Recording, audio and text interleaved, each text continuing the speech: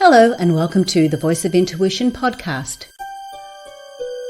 My name is Susan Jane and I believe that trusting your intuition is the best way to live your life with meaning and purpose.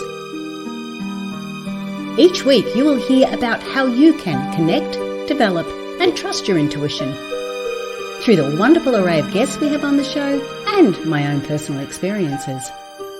Join me to understand how your intuition can guide you towards a life full of meaning and loving purpose.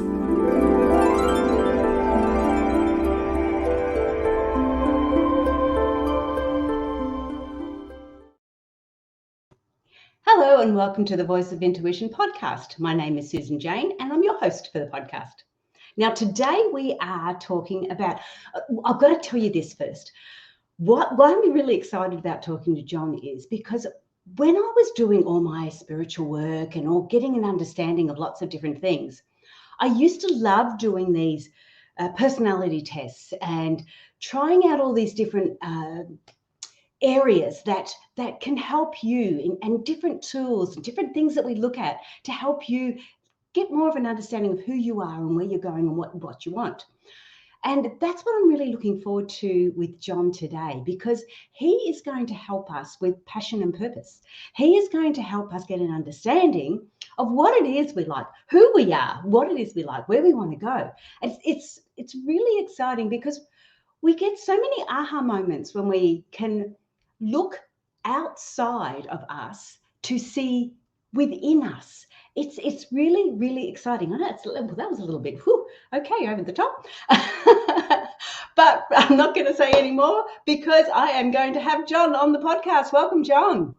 Hey, Suzanne. Thank you again so much for the opportunity. I know we're oceans away, but through the internet, we're able to connect. So I'm looking forward to our conversation today, and I'm looking forward to see where this conversation goes. Oh, it's going to go round in circles and up and down and all over the place. I know, because I love this sort of stuff. Like I said, I remember going through lots of these personality tests, all these different understandings of who we are and what we're doing and where we're going, because I wasn't in the right frame of mind, I guess, to look within and ask those questions. So it was easier to look externally and ask the questions so I could then answer them internally. So it was really, really interesting. But before we go into everything, and I'm really, really scared I'm going to say the word wrong, but it's Ikigai. Ikigai, yeah. Oh, you're close with that. Ikigai. I knew I'd get it wrong. I'm bloody hopeless at that stuff. But I want to get a bit more of an understanding of who you are, John. What's your background and how did you get into Ikigai? Yeah, so my name is John Mendez. I'm the host of the Walk to Wealth podcast, where I enlighten and empower young adults to build wealthy, abundant lives. And a little bit about my upbringing. Although I talk on topics such as building wealth and entrepreneurship, my background was the complete opposite. I grew up in the projects. It was 9 of us in a 2-bedroom. We were cramped in there. My bed from birth up until almost 4th grade or so was my couch in the living room. As I said, there were 9 of us in a bedroom, in a 2-bedroom. We didn't have a lot of space for everyone to have their own beds. So I didn't have the luxury of sleeping in my own bed. My mother, she suffered from mental health issues. So me and her never seen eye to eye growing up, because as a kid, a lot of that stuff is kind of hard to grasp. You can't really comprehend that stuff as a kid. You just kind of question why your mom isn't the mom you need or want her to be. My father was absent growing up, and for us, we had government assistance, subsidized housing, subsidized like food stamps and things like that. Money was super tight growing up, and despite that, I was a very positive kid. I had a very positive outlook on life. That's just how life was. And as a kid, you don't know any better, right? It's not like I was super wealthy and then lived in the projects, as I was born into that. So that's all I knew. And as I started to grow up, entrepreneurship and making money and starting businesses wasn't ever something that was on my mind. It's not that it was something that wasn't appealing, it just wasn't my focus. I love video games, I played sports, school came super easy to me, but I was never selling candy bars. I didn't have the lemonade stand, I didn't have the paper route. I wasn't your traditional entrepreneur. And then fast forward a ton, how I got into what I'm doing now. So with the podcasting, it was actually during college when I had my epiphany. We were in the middle of the pandemic, and I read Rich Dad Poor Dad, and that book switched my perspective on the world, and it made me realize that there's another way of viewing the world that wasn't being taught at home, that wasn't being taught at school, and I wasn't being taught in my environment. So I did what any other curious college student would do is I started going on YouTube University and I started figuring some stuff out. I started looking into how to build my credit, how to invest in index funds, how to start a business, entrepreneurship, et cetera, real estate. And I spent all that time during the pandemic, my winter break, learning this stuff. Then when I came back my spring semester, I was still online. And I was like, with the whole world being uncertain, the only thing I was certain of was myself. So I decided to bet on me, drop out of college, pursue real estate and entrepreneurship. And I've never looked back and never ever plan on looking back.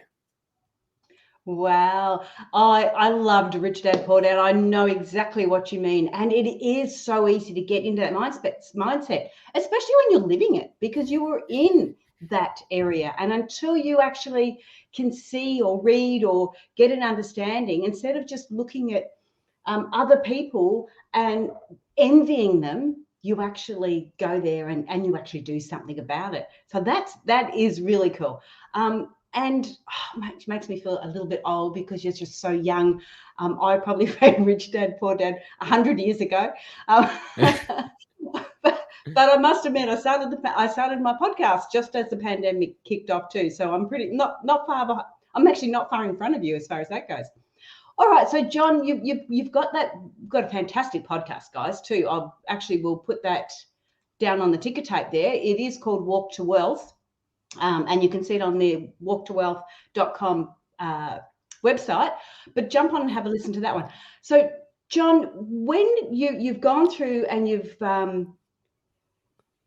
created your podcast, and of course doing podcasts, you're getting to talk to a lot of other people. So not only are you talking and sharing this information, you're actually getting more information yourself. So you're growing and developing as you go along too. But I wanted to have a bit of a talk to you about what we were going to talk about. You're embracing your passion and your purpose. Tell us a little bit about what Ikigai is and why you went that way. Yeah, so for me, I always been someone that was a deep thinker. I always was always deep into my thoughts in high school and not so a little bit of context, not growing up well, growing up in a way that I didn't really have a role model, and I became very open-minded because I didn't have one set person to look up to. And so I would take the best parts of everyone and try to implement them into my life, and I would take all the bad parts and leave them out. And so I kind of became this giant melting pot of different perspectives. And as I started to advance in my own life and advance in my own journey, I would accumulate all these different perspectives and pretty much combine the best parts of each one that I felt I was able to implement in my life. So I was always a deep thinker. And around the time when I dropped out, this is 2021. Now it's 2022 is when I really got into entrepreneurship. I ended up getting licensed in real estate 2 weeks after I turned 20. And then I started my podcast 4 months after that. And then around the time, I also started teaching social media classes for free. And I was working at a restaurant. So my bandwidth was spread super thin. And I'm very energetic, very driven, very hardworking. And I have a lot of traits of a successful entrepreneur. And despite that, I was not selling any houses in real estate. My podcast numbers were going down month after month. And my social media business that I ended up starting, I ended up scrapping because I realized I don't like creating content for other people. So after my very first content, I pretty much threw that idea out to the side. Now, mind you, I'm still at the restaurant and I'm not getting anything done there because I'm working for very close to nothing. At least in the summertime, I make decent money, but in wintertime, virtually nothing. So the first step in my journey was reading this book called The Purpose Factor. And that got me thinking. And I was so convinced last year that I was going to be a top real estate agent, so convinced. And that book, The Purpose Factor, made me realize, like, hey, maybe I'm not really on the right track. Maybe I'm not headed in the right direction. And I started thinking and reflecting. I was like, okay, maybe real estate's not it. Let me shift my focus to the social media stuff that I had going on. And then from there, I was on this accelerator call. And one of the guys on the accelerator call was like, John, you're expecting full-time results from part-time effort. And that's when it hit me. And around that same time, I started finding this concept called Ikigai on YouTube and finding your purpose. And I started looking into it and I started trying to implement that into my life. And then from there, I ended up deciding to go all in and focusing on my show. And then the snowball finally started to roll in my favor because I decided to stop trying to do everything at one time and focus on one thing. And I realized that procrastination can be your best friend if you allow it to. You just have to make sure you read the signal properly. I was procrastinating on what I needed to do because I was trying to do everything at the same time. What I needed to do was focus, and that's what Ikigai helped me do. Okay. So it helped you focus on that. Now that is something that entrepreneurs do have a problem with. I've got to put my hand up there too. Because yes, we just sort of you see so many wonderful ideas and so many things you can do and ways you can help people and how and what you can do and where we can go, that we do tend to sort of get a little bit what is it, thin. You get, as you said, you start to, you with bandwidth becomes too Yeah. thin. Yeah. And you find that the times just become, the more time you have, the more you seem to jam other things in as well. Yes, and I think with the pandemic, it actually made people stop and have a little bit of a look. And for some of us, we just jammed more stuff in a different way, and others didn't. They sort of stood back and went, okay, what's important, where we need to go. And it sounds like that's what you were looking at. What was more important? And this is where the Ikigai could help you get that clarity in where you want to go. Funnily enough, John, it was only last week because I work for digital marketing, so I work part-time. I'm doing the same. I'm doing part-time here and a part-time there, and part-time mum at home and all the rest of it. So I work for a digital marketing agency. I went into that just like you did some of the real estate. I wanted to get the learning and the knowledge, and why not get paid to learn and gather that knowledge? So I went into that and discovered that, hey, I'm pretty good at it and I really Yeah. like it. So I went, there's parts of that job that I really, really like. There's other parts that, well, to use the technical term, gives me the shits. But most of it, I really, really like. So, and then I've got my other side, the podcast and things like that. And where I recently I just let go of my business. Now, when I've said I've let go of my business, which is intuitive nature, that's where I run my online courses and the podcast and all that. I've let that business go because I was focusing so much on trying to make money and make that business work that I started to lose the passion and the drive behind why I did it to start with. And so when I've said, okay, I'm letting it go as a business, it hasn't stopped. I'm still going to be doing the website. I'm still going to be doing the podcast and everything else. I've taken away that factor where I have to make money, because when I took that away, I took away the stress and the problems that went with it. And since I did that, I've had 3 other options now of events and things like that. So take away the problem and it starts to come through. Instead of me sitting there going, oh, I've got to make money, it's like, no, don't need to, just want to enjoy it, just want to embrace it. And the money's starting to flow in. But I want to get a bit more understanding of the Ikigai, because we've talked about it. The history behind it, what is it? Because it is a Japanese concept. Yeah, so as you mentioned, it originates in Japan, and the people of the place where this originates from have one of the longest life expectancies in the entire world. These people are living well into their 90s, living way more fulfilled than us here in Western culture. And these guys pretty much they have they have the cheat code to life. They have the key. They figured it out somehow, some way. Don't know how they did it, but they did it. And the concept of Ikigai, the reason I love it is because it's so simple. So Ikigai translate it's roughly to your reason for being. Your reason for being, right? And the way you find your Ikigai is I can't draw a picture, and even if I had a canvas behind me to draw a picture, I suck at drawing. So I try to illustrate it with my words as best as I can. Essentially, it's a Venn diagram of 4 circles. The first circle is what you love to do. What would you do for the rest of your life if no one ever paid you? The second circle is what does the world need? What problems do you feel compelled to solve? Third circle is what can you be rewarded for? Because you still need to keep the lights on, you still need to put food on the table. And the fourth circle, which I've kind of adjusted a little bit to my own liking, it's originally what are you good at? I'd like to say what do you have the aptitude to be good at? Because usually the fish is the last one to realize that it's in water. And the stuff that come natural to you, you may discredit yourself and not realize that those are actually talents that other people find valuable. So it's four circles: what you love to do, what the world needs, what you're good at, and what you can be rewarded for. When those four intersect, that is where you find your ikigai. And we can go deeper if you'd like. Wow. Okay. Hang on. Let me just press the right button here and get in. Okay. Now you have sort of said it sounds very, very simplistic, very, very easy. And of course, it's never, ever like that, even though it is.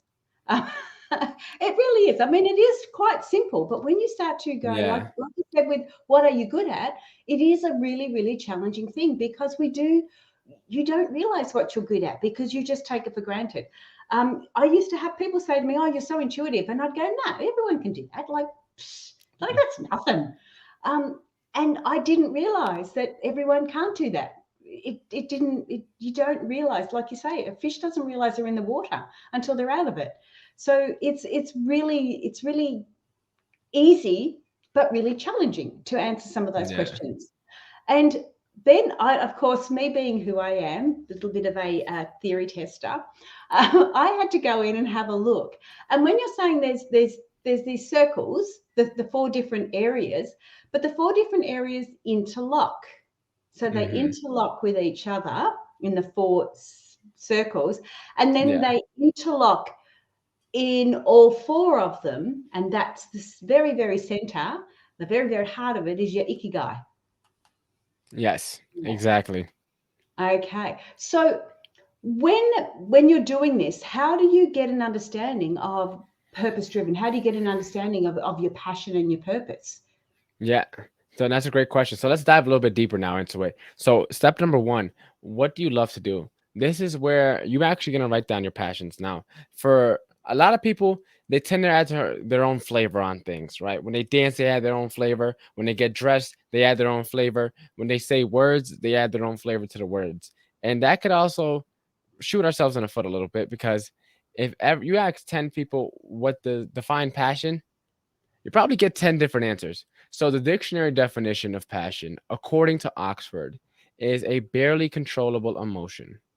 So, with that being said, a lot of people give you business advice and tell you to pursue your passion, monetize your passion, whatever your passion, right? And you just take the dictionary definition and swap it out with the word, and you quickly realize how bad of that idea it is. And the problem with passion is just like any other emotion, as quickly as it comes, is as quickly as it goes. So it's like building a house on the beach and you're on the sand. You still have the beachfront views, but you're only one high tide away before the whole house comes crumbling down. So that is why passion could lead you astray and passion can actually screw you over. It is an amazing thing to have, but it shouldn't be your North Star. And that's where Ikigai comes into play. So for step number one, start out by listing all your passions. Like, what do you genuinely love to do? What are the things that when you do them, time freezes? Time doesn't exist anymore.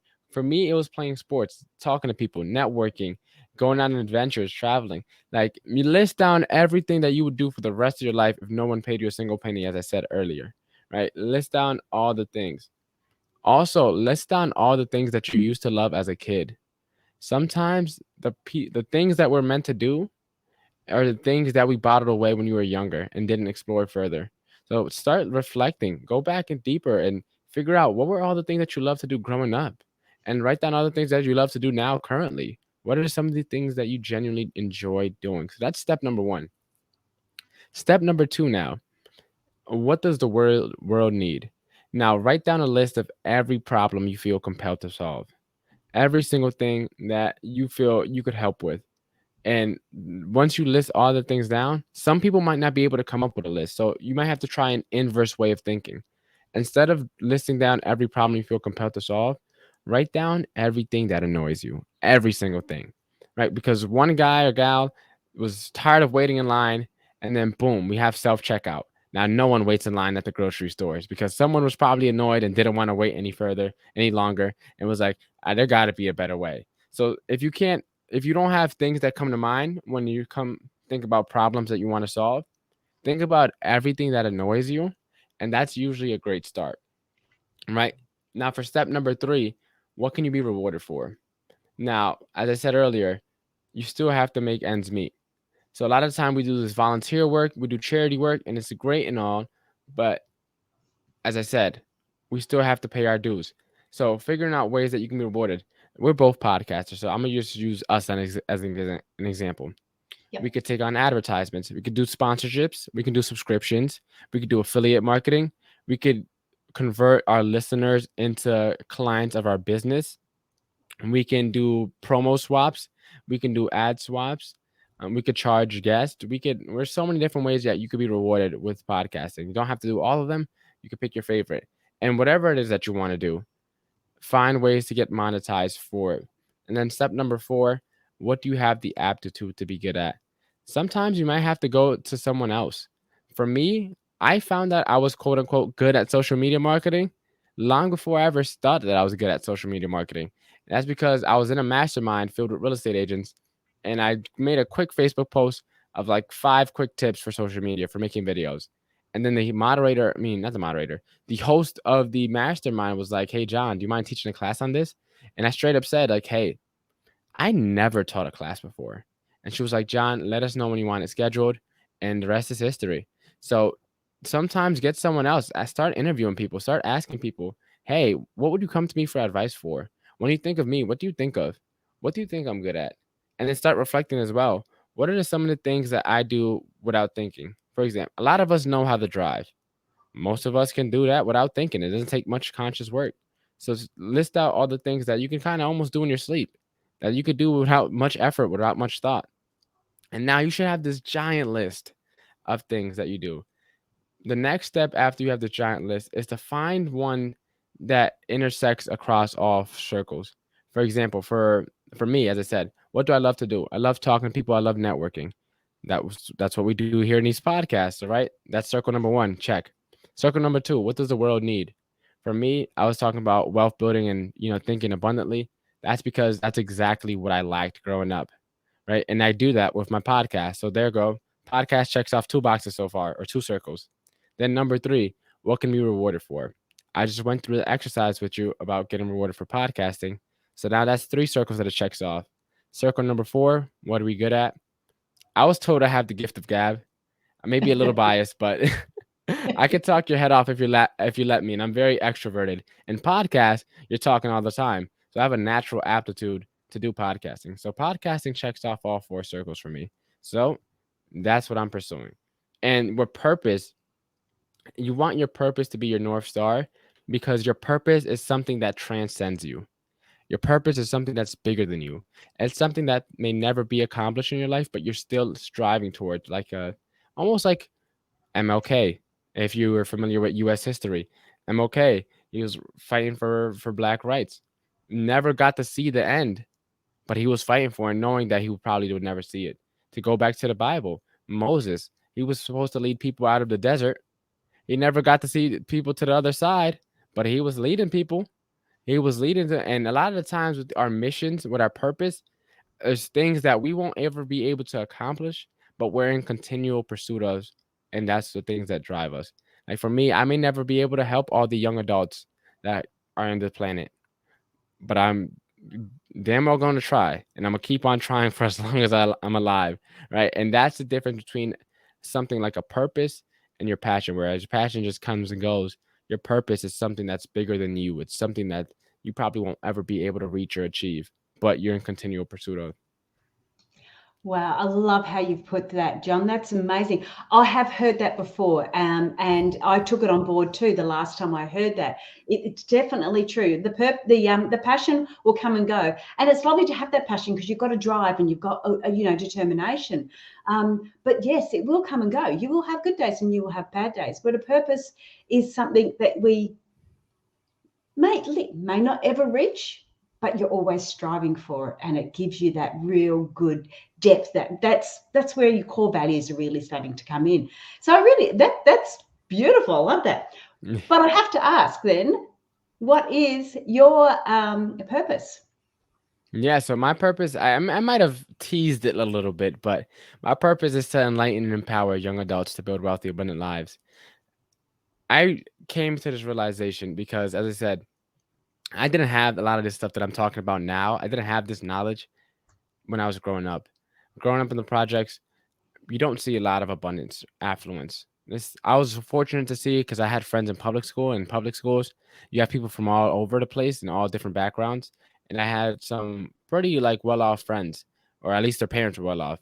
So I got to see a wide spectrum of what a absent an absence of wealth can do for you and an abundance of wealth can do for you. And I seen that spectrum very early on in life. So I knew there was more. I just didn't know how to go about getting more. And I realized that this stuff that I'm talking about now, growing up inner city, most people are force fed the traditional I I way of thinking of go to college, get a job, work your rest of your life, and then hopefully have enough saved for retirement so that you can enjoy before you kick the bucket. And Yeah, for me, growing up in, as I said, inner city schools, you see a lot of people that don't want to take the traditional route. You see a lot of people that don't want to go to college. A lot of people that want to go to trade school, want to go to the army, want to go start their own business, but don't know what's out there. And for me, I'm in still in real time figuring out that journey, figuring out that trekking that path. And I forget his name, but the poem, the two roads, and I took the one less traveled by. I forget his yes, name all the time, and yes. it's made all the difference is how the poem ends, and it really has so far. And I haven't even made it to the end of the trail that I'm on, but taking that path, that untraditional track, is something that has changed the trajectory of my entire life. And I can't imagine how life would be right now or how life would end up had I not gone down this journey, had the pandemic not happened, had I not read Rich Dad Poor Dad and started my journey. I I'm so glad that everything played out the way it did because the road less traveled by is something that is so deeply rewarding. There's so many obstacles and hurdles, but I'd rather front load all the obstacles in life now so I can live easier later than take the easy way out now and have a life of regret later because there's no pain larger, more greater than the pain of regret. And I'd rather not live a regretful life. Yeah. Okay, it's lovely. I when you're talking about the road less travelled, oh sorry, no, where I was first going was when you're talking about having that purpose. Now you're discussing now where you are in the here and now, and you're talking about podcasts and you're focusing on your podcast. But when you have got that purpose, it means that you can actually morph into different things. You Yeah. don't have to. If your podcast in 10 years' time, you go, you know what, I've had enough. It's The not doesn't have podcasting is the to be. vehicle. The Yes, purpose is the mission. The helping young adults. That's my purpose. That's my mission. My exactly. podcast is my current vehicle. That may very likely change, especially as I start to grow. I want to speak on stages. I want to eventually write a book in the future. I want to host summits. I want to host a big like conference and getaway. Like I want to do retreats. I want to do so many things in life. My current vehicle right now is my podcast. But my purpose is to enlighten and empower the young adults, to tell them that, hey, there's another way out there. There's another path that you could head down if you didn't want to go the traditional route. If you wanted to hop off of the conveyor belt of life, of, as I said, growing up, going to school, going to college, getting a job, kicking a bucket, right? If you want to get off the rat race, the traditional path, the conveyor belt, whatever you want to call it, that's my mission, is helping other young people who want to but don't know how. Yeah, yeah. And I just wanted to sort of clarify that too, because that was one of the things. And being an entrepreneur, because we can jump and change and move around, if we don't know what our purpose is, if we don't have that clear, you're jumping and changing around for the wrong reasons. You're not jumping and changing around for your purpose. So it's really, really important in that context that we look at it in that way. And that's why I wanted to clarify that. Mhm. Because I've just said, I remember when I was in school and somebody said to me, well, so what do you want to be when you grow up? And, I still haven't got there yet because I haven't grown up.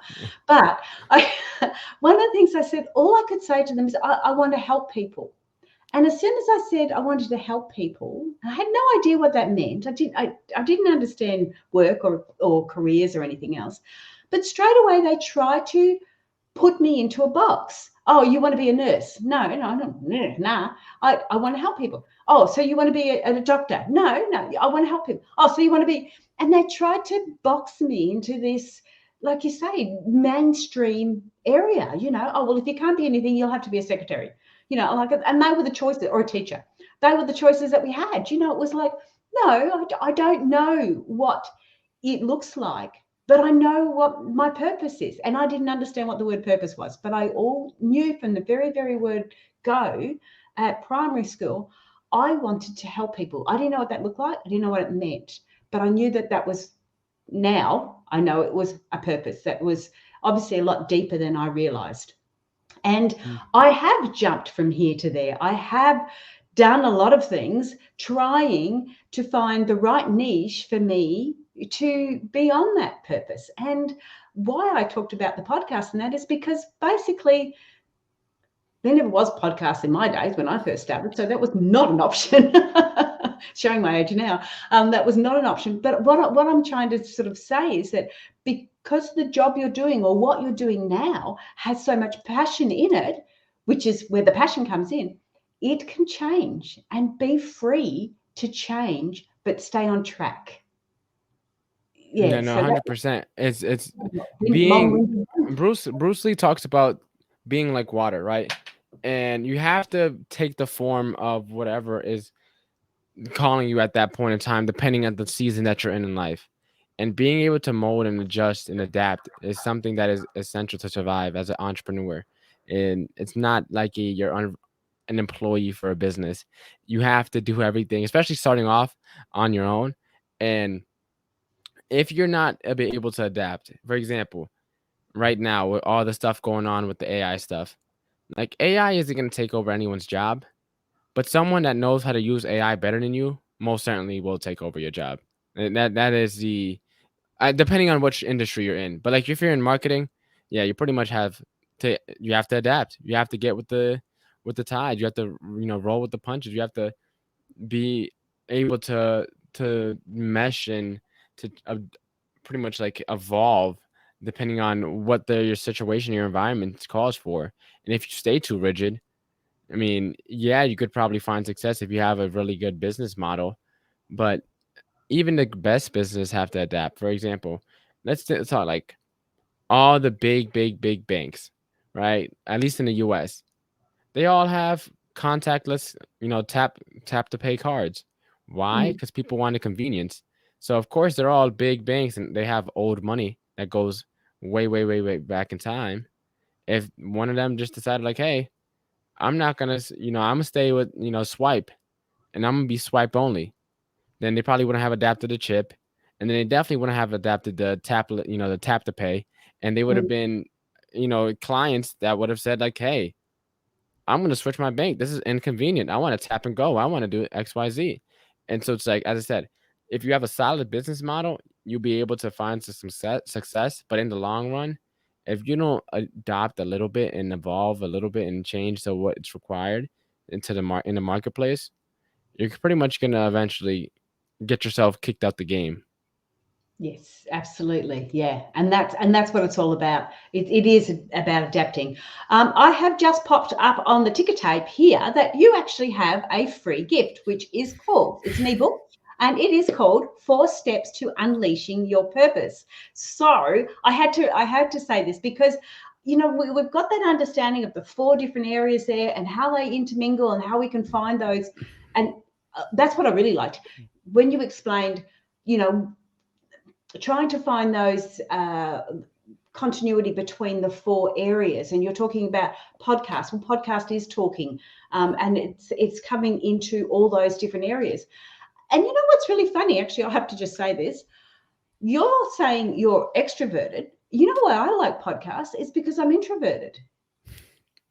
I don't like networking as much. I like podcasts because I get to do this one-on-one and I can share that with other people. I don't have to be in a room with a lot of people. I can just share with you. So I look at podcasts very, very different in that context.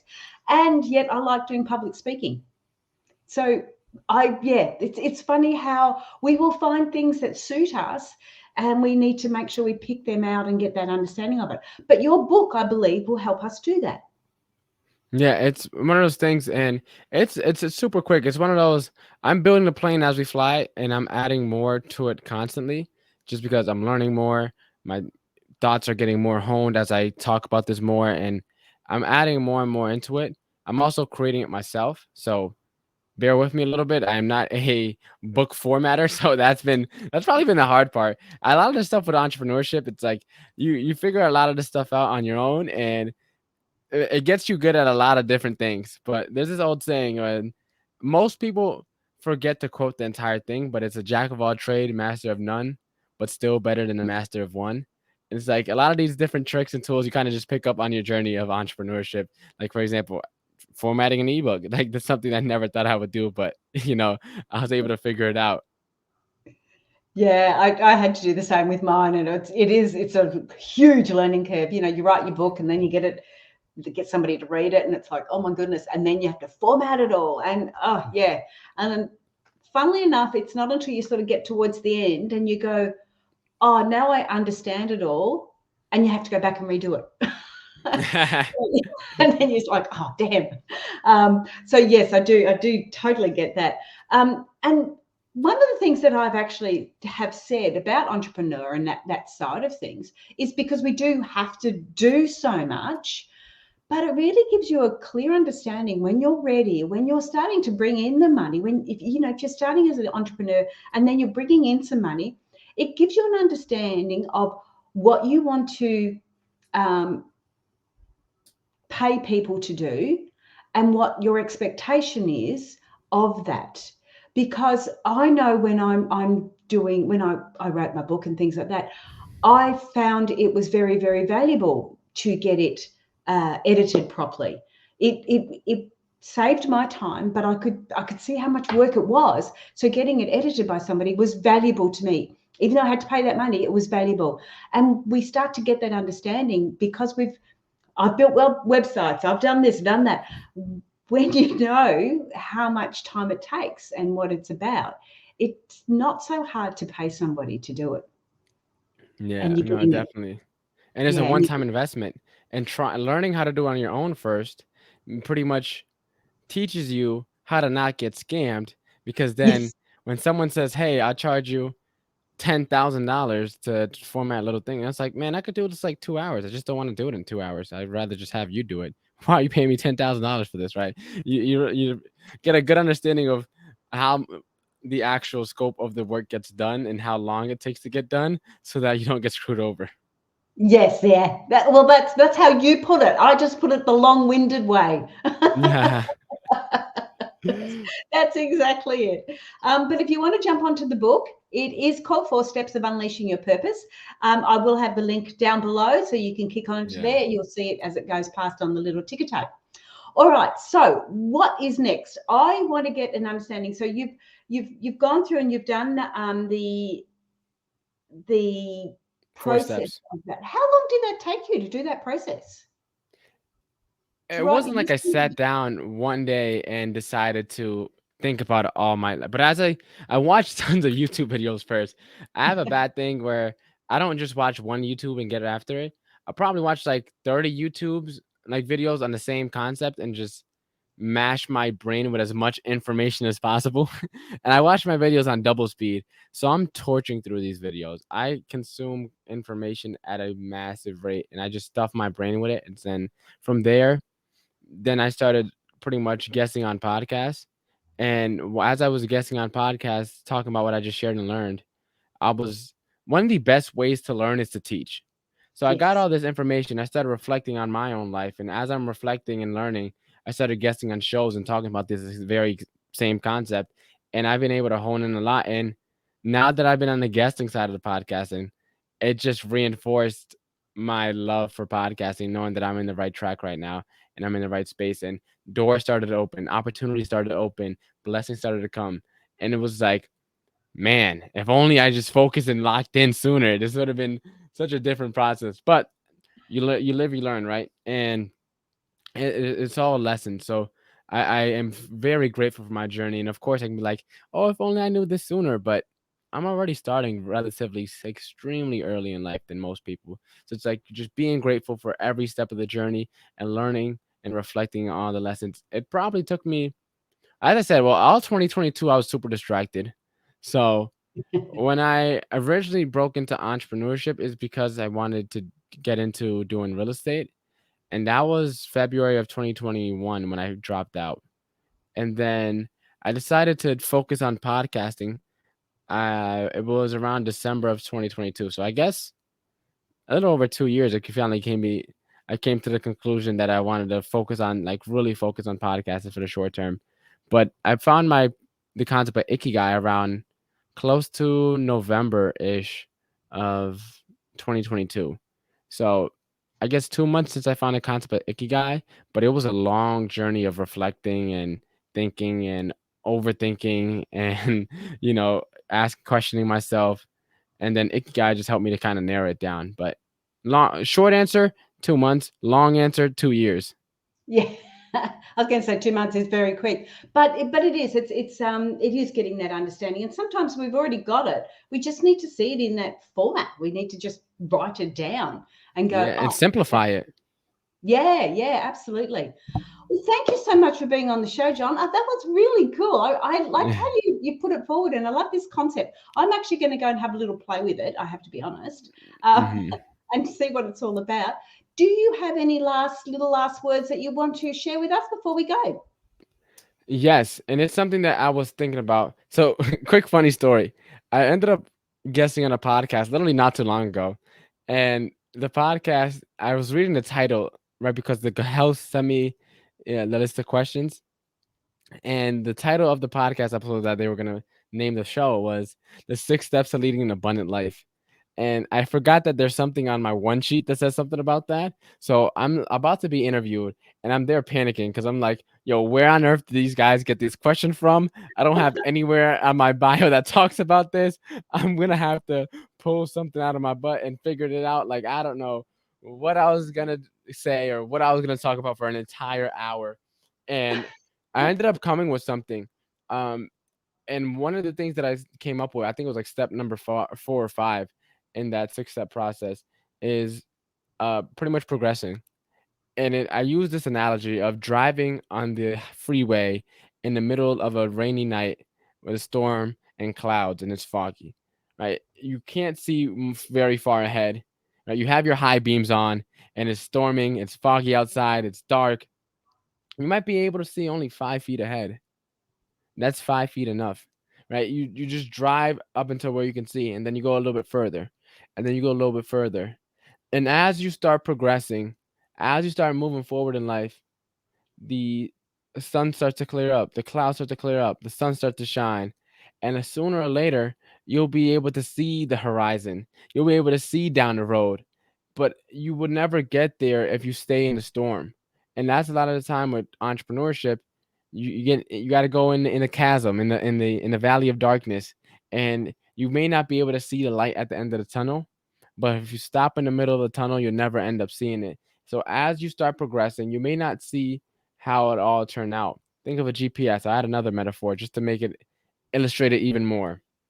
When you put in a GPS, you don't ask what's the very first turn. You just put in the final destination and it calibrates for you. And if there's a bump in the road, what happens? The GPS just recalibrates. Be a GPS. Just focus, have crystal clear clarity on the final destination, and the road will start to unveil itself as you start to move forward. So just take action, take one small baby step, and keep on taking those steps, and you'll sooner or later things will start clearing up for you. Love that. That is so good. And I just have to add, as you're driving down that highway and you don't know where you're going, just be aware of your intuition because that'll pop little things up for you. Look out for the big signs, look out for the little humps. That's what they're there for. Thank you so much for being on the show, John. It was really a pleasure. Yeah, thank you so much for having me. It's definitely a great conversation. Okay, stay there. I will chat with you in a minute. So, guys, that is it. That's our show for today. Subscribe, like, share the podcast. But yeah, for all those entrepreneurs out there, keep going. As John said, just keep going. I think little Dory said it too, didn't she, when she was swimming? Just keep swimming. And sometimes we do feel like we're drowning. Sometimes we do feel like the storm's not going to clear. But it does. It's just a moment in time. It's just a moment in time. You've just got to write it out and keep going. But keep those antennae, your little intuitive antennae out there, and watch where you're going and watch for the signs, because it's all going to be helping you. We know that it's for the greater purpose. So thank you guys again. I will see you next week. And so that's me. I will say bye for now. Bye-bye.